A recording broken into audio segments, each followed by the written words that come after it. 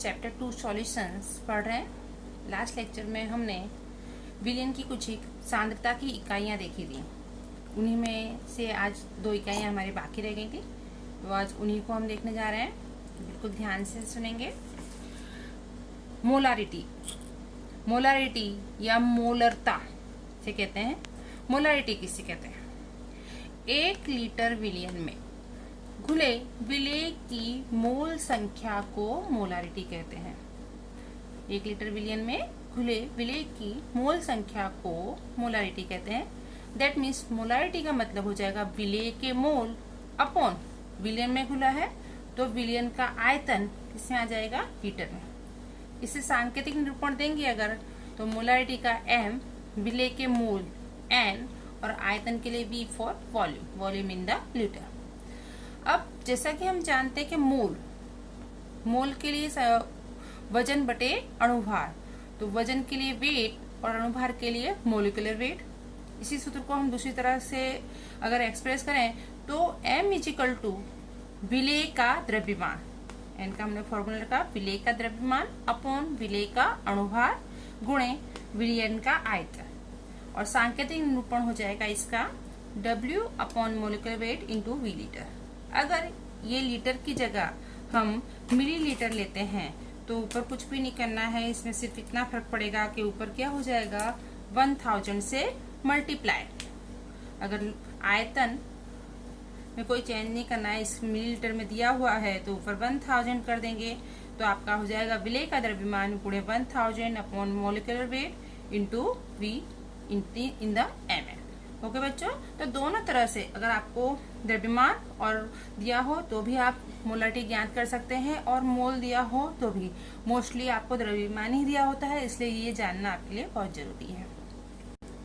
अब मोलारिटी का एक उदाहरण देखते हैं।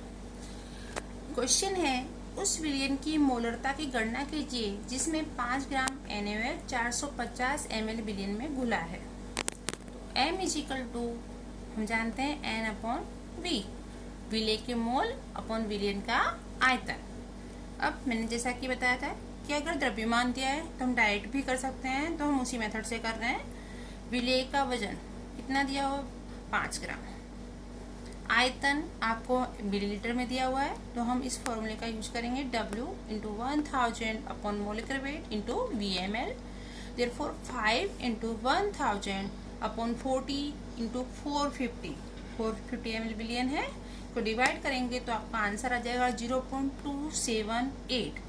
ये आपको मोल पर लीटर मिले, जो कि मोलारिटी की इकाई है। अंडरस्टूड बच्चों? नेक्स्ट सांद्रता की इकाई है मोललता या मोलारिटी। तो किसी विलयन की मोललता 1 किलोग्राम विलायक में उपस्थित विलेय की मोल संख्या होती है। देखिए बच्चों, मोलरता और मोललता दोनों में सिर्फ किसका फर्क है? उसमें 1 लीटर यूज किया जाता है, वो भी विलयन, और इसमें क्या होता है 1 किलोग्राम विलायक में उपस्थित विलेय की मोल संख्या को क्या कहते हैं? मोललता कहते हैं। दैट मीन्स स्मॉल m विलेय के मोल अपॉन विलायक का द्रव्यमान, इसे रिप्रेजेंट करते हैं स्मॉल m से, जबकि मोलरता को रिप्रेजेंट करते हैं कैपिटल M से। इसको भी हम उसी तरह एक्सपांडेड फॉर्म में लिख सकते हैं। मोल यानी द्रव्यमान बटे अणुभार, तो विलेय का द्रव्यमान अपॉन विलेय का अणुभार गुणे विलायक का द्रव्यमान किलोग्राम। विलायक का द्रव्यमान ग्राम में दिया हो तो सिंपल सी चीज है, ऊपर 1000 से मल्टीप्लाई कर दीजिए, या तो किलोग्राम में कन्वर्ट करिए, ग्राम को किलोग्राम में कन्वर्ट करिए, या कुछ भी नहीं करना है, ऊपर 1000 से मल्टीप्लाई कर दीजिए, इजिली आपका सम हो जाएगा। अब मोलारिटी का एक एग्जाम्पल देख लेते हैं। 2.5 ग्राम इथेनोइक अम्ल के 75 ग्राम बेंजीन में विलयन की मोललता की आपको गणना करनी है। दैट मीन्स विलेय क्या है? इथेनोइक अम्ल। जो कम होता है वो विलेय और जो ज्यादा होता है वो विलायक। तो विलेय का वजन है 2.5 ग्राम और विलायक का है 75 ग्राम। तो सबसे पहले हमको मोल चाहिए होते हैं। अब मोल भी नहीं चाहिए तो भी द्रव्यमान और अणुभार तो चाहिए ही होता है। तो सबसे पहले हम विलेय यानी इथेनोइक अम्ल का अणुभार निकाल लेते हैं। 2 कार्बन है इसमें, 4 हाइड्रोजन और 2 ऑक्सीजन। आप देख सकते हैं इसकी जब हम गणना कर रहे हैं तो ये मिल रहा है 60 ग्राम पर मोल। मोलारिटी का फॉर्मूला मैं दूसरा वाला यूज कर रही हूँ। मोल तो निकालना ही है, तो विलेय का द्रव्यमान अपॉन विलेय का अणुभार ग्राम में दिया हुआ है, इसलिए ऊपर हम 1000 से मल्टीप्लाई कर दे रहे हैं अपॉन विलायक का द्रव्यमान। आप देखेंगे सबकी कीमतें रखेंगे, आपका आंसर मिल रहा है 0.556 मोल पर केजी, यानी मोल पर किलोग्राम। नेक्स्ट टॉपिक है अपना विलेयता। विलेयता किसे कहते हैं? तो किसी अवयव या घटक की विलेयता एक निश्चित तापमान पर विलायक की निश्चित मात्रा में घुली हुई उस पदार्थ की अधिकतम मात्रा है। दैट मीन्स विलायक में विलेय की जितनी अधिकतम मात्रा घुल सकती है उसे उसकी क्या कहते हैं? विलेयता कहते हैं।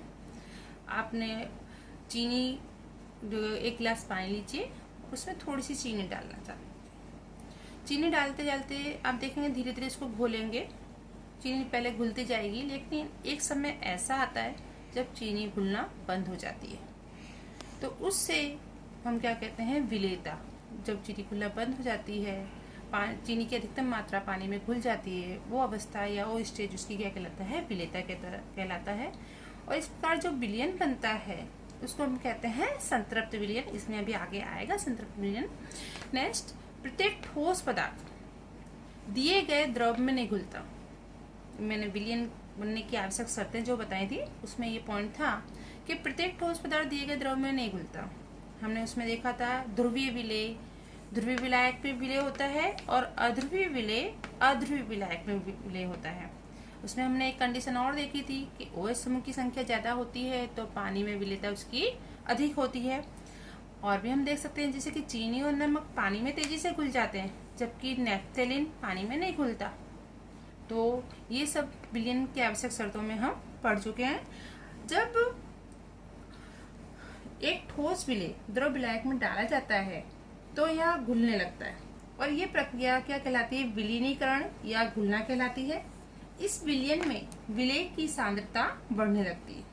इसी समय विलयन में से कुछ विलेय के कण ठोस विलेय के साथ टकराते हैं या संगठित करके अलग हो जाते हैं, और हमारी यह प्रक्रिया क्रिस्टलीकरण कहलाती है। जब दोनों प्रक्रियाओं की गति समान हो जाती है, विलीनीकरण और क्रिस्टलीकरण, इस परिस्थिति में विलयन में जाने वाले विलेय कणों की संख्या विलयन से पृथककारी विलेय कणों की संख्या के बराबर होगी और गतिक साम्यिकी अवस्था पर पहुंच जाती है।